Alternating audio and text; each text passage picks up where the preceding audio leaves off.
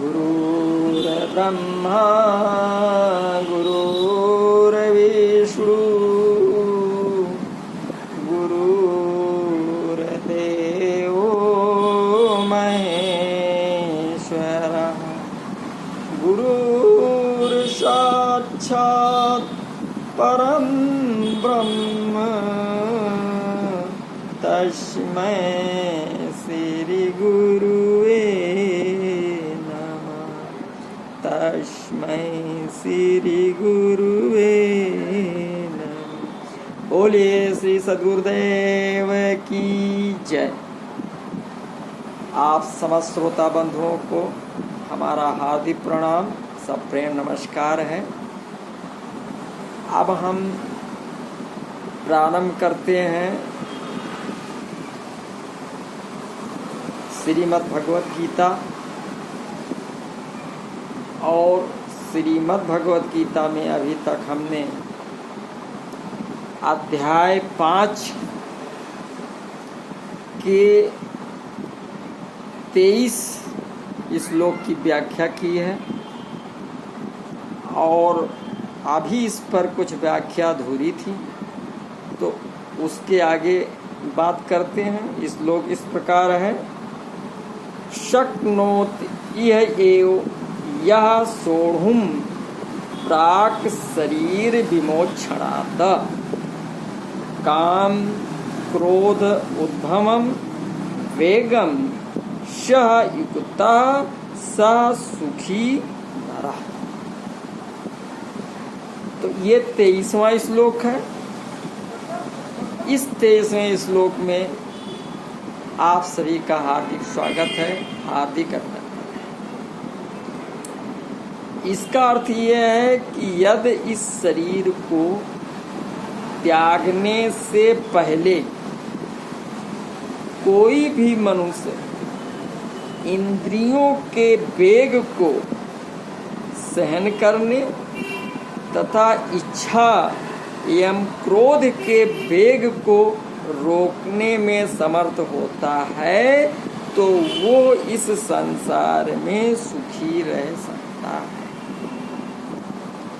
तो इस पर चर्चा चल रही थी, तो आइए उस चर्चा को आगे बढ़ाते हैं, जिसमें व्याख्या चल रही है कि काम क्रोध के वेग को सहन करने का तात्पर्य है कि काम क्रोध के वेग को उत्पन्न ही ना होने दें। काम क्रोध का संकल्प उत्पन्न होने के बाद वेग आता है और वेग आने के बाद काम क्रोध को रोकना कठिन हो जाता है। इसलिए काम क्रोध के संकल्प को उत्पन्न ना होने देने में ही हमारी भलाई है। कारण यह है कि काम क्रोध का संकल्प उत्पन्न होने पर अंतःकरण में अशांति, उत्तेजना, संघर्ष आदि होने लगता है, जिनके रहते हुए मनुष्य सुखी नहीं कहा जा सकता। कबीर साहब जी ने इस पे कहा है कि काम क्रोध मद लोभ की जबलक घट में वास, तो क्या पंडित क्या मूर्खा दोनों एक समान। यानी विद्वान और मूर्ख दोनों बराबर की कैटेगरी में आ जाते हैं जब तक उनके अंदर काम क्रोध लोभ मोह अहंकार भरा रहता है। तो काम क्रोध का वेग को जो रोक लेता है उन्हें ही सुखी बताया। और दूसरी बात यह है कि काम क्रोध के वेग को मनुष्य अपने से शक्तिशाली पुरुष के सामने भय से भी रोक सकता है, अथवा व्यापार में आमदनी होती देखकर लोभ से भी रोक सकता है, परंतु इस प्रकार भय और लोभ के कारण काम क्रोध का वेग सहने से वो सुखी नहीं हो जाता, क्योंकि वो जैसे क्रोध में फंसा था ऐसे ही भय और लोभ में फंस गया। तीसरी बात यह है कि काम क्रोध का वेग सहने वाले व्यक्ति को योगी कहा गया है, परंतु संकल्पों का त्याग किए बिना मनुष्य कोई सा भी योगी नहीं होता।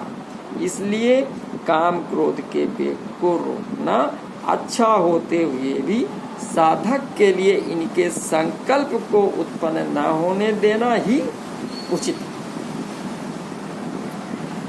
अब काम क्रोध के संकल्प को रोकने के उपाय क्या हैं? तो अपने में काम क्रोध को ना मानना, कारण कि हम स्वयं रहने वाले हैं और काम क्रोध आना जाने वाला है, इसलिए वे हमारे साथ रहने वाले नहीं हैं, यानी उनका स्थायित्व नहीं है। दूसरी बात, हम काम क्रोध को अपने से अलग से भी जानते हैं। जिस वस्तु को हम अलग रूप से जानते हैं वो वस्तु अपने में नहीं होता।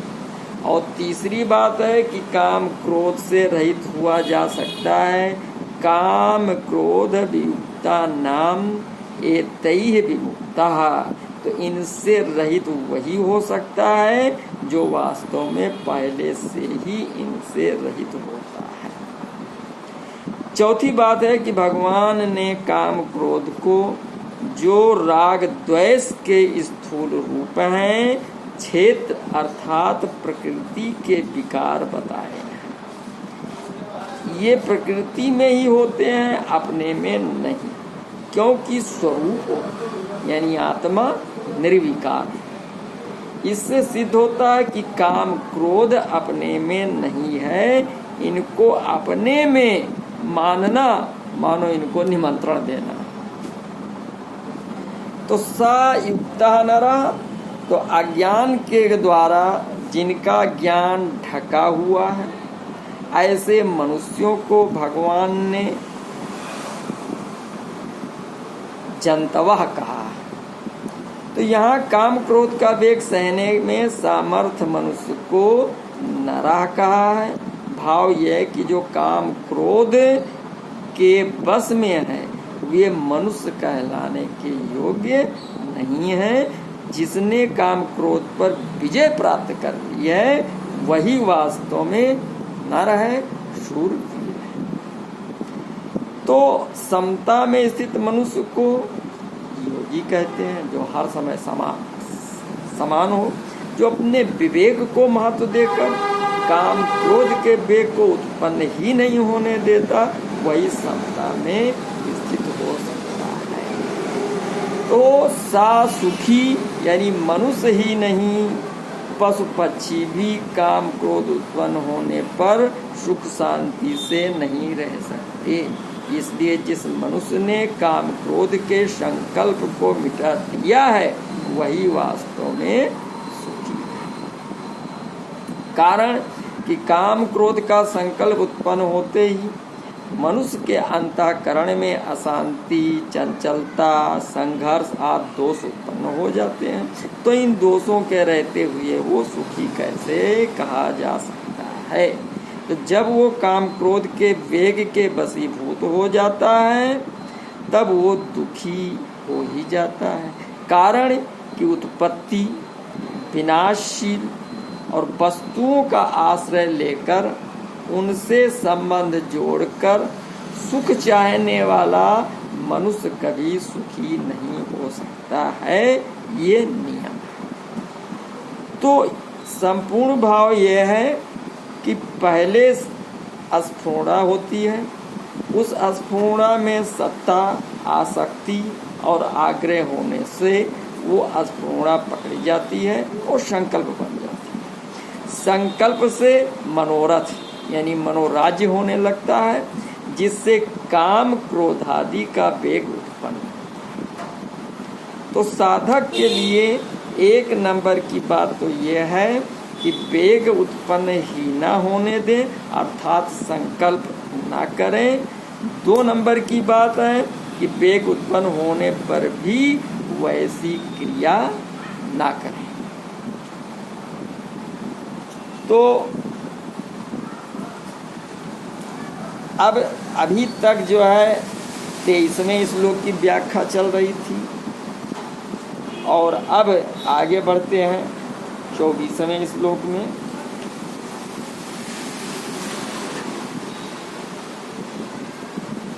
तो होता क्या है कि बाह्य संबंध से होने वाले सुख के अनर्थ का वर्णन 23वें श्लोक में किया गया और अब भगवान श्री कृष्ण जी अंदर के तत्व के संबंध से होने वाले सुख की महिमा का वर्णन करते। अभी तक हमने बाह्य में दुख का वर्णन सुना कि इन सबसे दुख होता है, काम क्रोध लोभ मोह अहंकार से, और अब श्री कृष्ण भगवान जी सुख का वर्णन करने जा रहे हैं। तो आइए 24वें श्लोक की तरफ बढ़ते हैं। 24वें श्लोक में बताया गया यान्तः सुखा अन्तः आरामः तथा अन्तः ज्योति एव यः सहयोगी ब्रह्म निर्वाणं ब्रह्मभूता अधिगच्छति। अर्थात जो अंतःकरण में सुख का अनुभव करता है, जो कर्मठ है और अंतःकरण में ही रमण करता है, तथा जिसका लक्ष्य अंतर्मुखी होता है, वो सचमुच पूर्ण योगी है। वो परम ब्रह्म से मुक्ति पाता है और अंततो गत्वा परम पुरुष को प्राप्त होता है। तो जो अंतः सुखो अंतरारामः तथा अंतर्ज्योति एव, यानी जिसको प्रकृतिजन्य बाह्य पदार्थों में सुख प्रतीत नहीं होता, यानी बाहरी सांसारिक वस्तुओं से, भौतिक पदार्थों से जिनको सुख प्राप्त नहीं होता, प्रत्युत एकमात्र परमात्मा में ही सुख मिलता है। यानी जो हमारा अंशी है, ऐसे अंशी परम पुरुष के तरफ जब हम अग्रसित होते हैं, उनमें जो आनंद मिलता है, उनमें जो सुख मिलता है, तो ऐसे साधक को यहाँ अंतः सुख कहा गया है। तो परमात्म तत्व के सिवाय कहीं भी उसकी सुख बुद्धि नहीं होती। परमात्म तत्व से सुख का अनुभव उसे हर समय होता है, क्योंकि उसके सुख का आधार बाह्य पदार्थों का संयोग नहीं होता। स्वयं अपनी सत्ता में निरंतर स्थित रहने के लिए बाह्य की किंचिन मात्र भी आवश्यकता नहीं है। स्वयं को स्वयं से दुख नहीं होता, स्वयं को स्वयं से आरुचि नहीं होती, ये अंतः सुख है। तो जो सदा के लिए न मिले और सभी को न मिले, वो वाही है। वाही क्या है?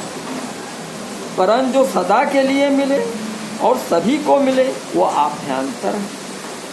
तो जो भोगों में रमण नहीं करता, परंतु केवल परमात्म तत्व, परम पुरुष तत्व में ही रमण करता है, और व्यवहार काल में जिसका एकमात्र परमात्म तत्व में ही व्यवहार हो रहा है, तो ऐसे साधक को अंतरारामः कहा गया। इंद्रिय जन्य ज्ञान, बुद्धि जन्य ज्ञान आदि जितने भी सांसारिक ज्ञान कहे जाते हैं, उन सब का प्रकाशक और आधार वो है परमात्म तत्व का ज्ञान।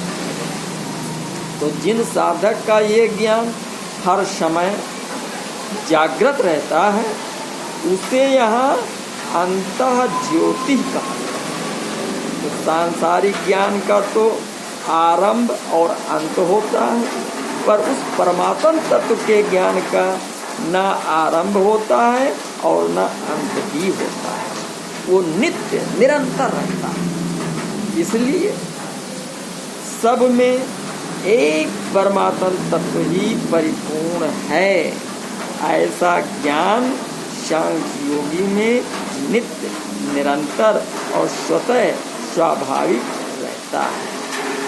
सा योगी ब्रह्म निर्वाणम ब्रह्म भूतो अधिगच्छति। सांख्य योग का ऊंचा साधक ब्रह्म में अपनी स्थिति का अनुभव करता है, जो परिच्छिन्नता का द्योतक कारण इस साधक में मैं स्वाधीन हूँ, मैं मुक्त हूँ, मैं ब्रह्म में स्थित हूँ, इस प्रकार परिच्छिन्नता के संस्कार रहते हैं। तो ब्रह्मभूत साधक को अपने में परिच्छिन्नता का अनुभव नहीं होता। जब तक किंचन मात्र भी परिच्छिन्नता या व्यक्तित्व शेष है, तब तक वो तत्वनिष्ठ नहीं हुआ। इसलिए इस अवस्था में संतोष नहीं करनी चाहिए। ब्रह्म निर्वाणम, जिसमें कभी कोई हलचल हुई नहीं है नहीं, होगी नहीं और हो सकती भी नहीं, ऐसा निर्वाण अर्थात शांत ब्रह्म, परम पुरुष, परम निर्वाण, परम मोक्ष। तो जब ब्रह्मभूत सांख्य योगी का व्यक्तित्व निर्वाण परम ब्रह्म में लीन, ब्रह्म में परम पुरुष में लीन हो जाता है, तब एकमात्र निर्वाण ब्रह्म ही शेष रह जाता है, अर्थात साधक परमात्म तत्व के साथ अभिन्न हो जाता है, फिर तत्वनिष्ठ हो जाता है, जो कि स्वतः सिद्ध है। तो ब्रह्मभूत अवस्था में तो साधक ब्रह्म में अपनी स्थिति का अनुभव करता है, पर व्यक्तित्व का नाश होने पर अनुभव करने वाला कोई नहीं रहता। साधक ब्रह्म ही होकर ब्रह्म को प्राप्त होता है। ब्रह्मेव सन ब्रह्माप्येति। तो इन सब का मिलाकर संपूर्ण भाव ये है कि परमात्मा जो कि अंतःकरण में है, कारण के अंतःकरण में सुख वाले अथवा अंतःकरण में रमण करने वाले या अंतःकरण में ज्ञान वाले मनुष्य को ब्रह्म की प्राप्ति नहीं हो सकती। ब्रह्म की प्राप्ति तो अंतःकरण से संबंध विच्छेद होने पर होती है। तो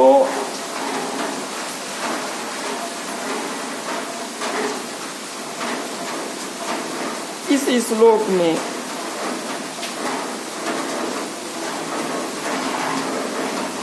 निर्वृत्ति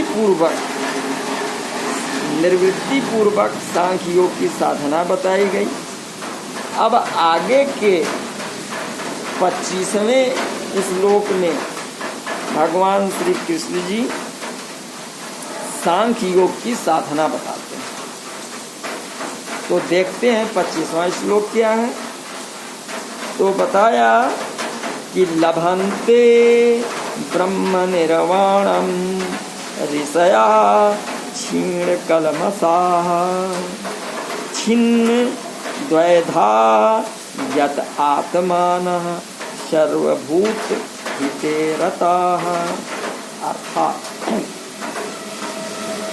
जो लोग संशय से उत्पन्न होने वाले द्वैत से परे हैं, जिनके मन आत्म साक्षात्कार में रत हैं, जो समस्त जीवों के कल्याण कार्य करने में सदैव व्यस्त रहते हैं और जो समस्त पापों से रहित हैं, वे ब्रह्म निर्वाण यानी मोक्ष यानी मुक्ति को प्राप्त होते हैं। तो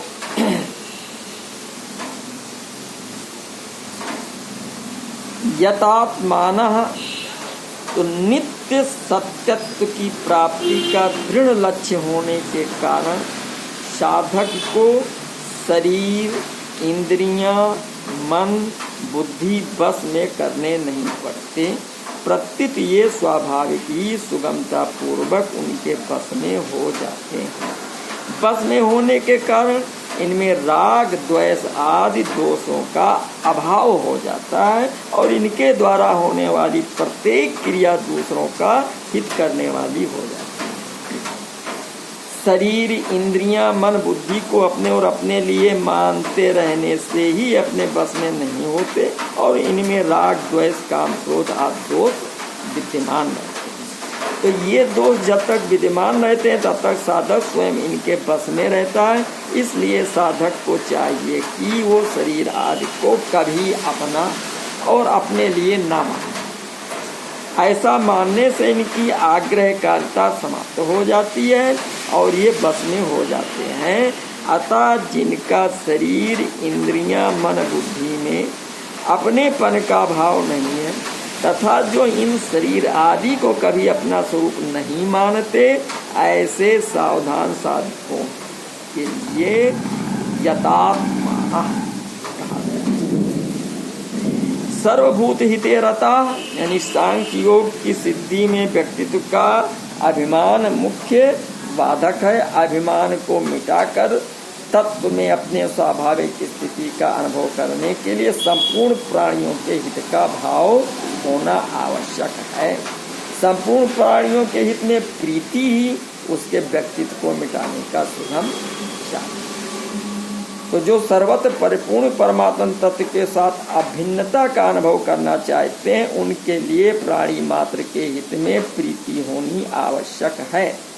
जैसे अपने कहलाने वाले शरीर में आकृति, अवयव, कार्य, नाम आदि भिन्न भिन्न होते हुए भी ऐसा भाव रहता है कि सभी अंगों को आराम पहुँचे, किसी भी अंग को कष्ट न हो, ऐसे ही वर्ण, आसन, संप्रदाय, साधन पद्धति आदि भिन्न भिन्न होते हुए भी संपूर्ण प्राणियों के हित में स्वाभाविक ही रति होनी चाहिए। सबको सुख पहुँचे, सबका हित हो, कभी किसी को किंचित मात्र भी कष्ट ना हो।